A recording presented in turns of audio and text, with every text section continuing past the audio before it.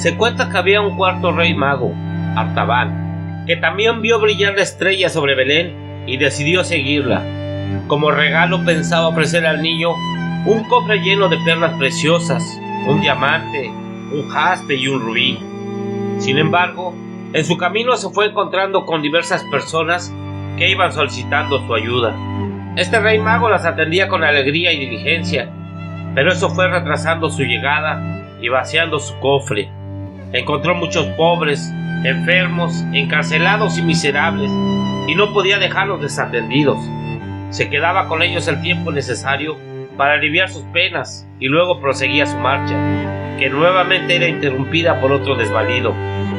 Sucedió que cuando por fin llegó a Belén, ya no estaban los otros reyes magos, y el niño había huido con sus padres hacia Egipto, pues el rey Herodes quería matarlo, y solo encontró hordas de soldados de Herodes degollando a recién nacidos.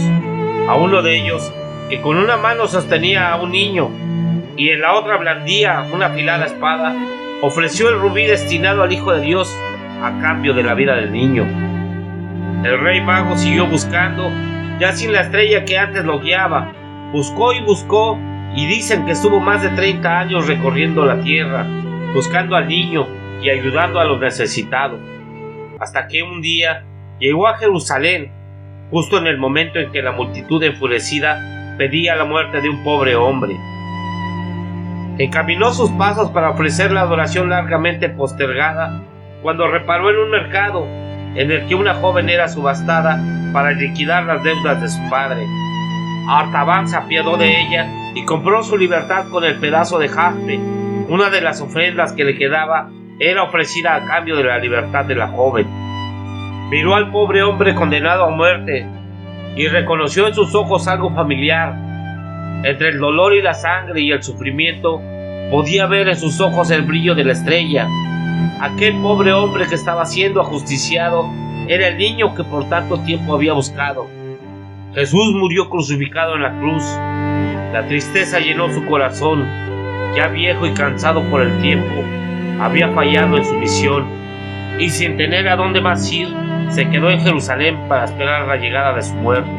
Apenas habían pasado 3 días cuando una luz aún más brillante que la de la estrella llenó su habitación. Era Jesús que venía a su encuentro.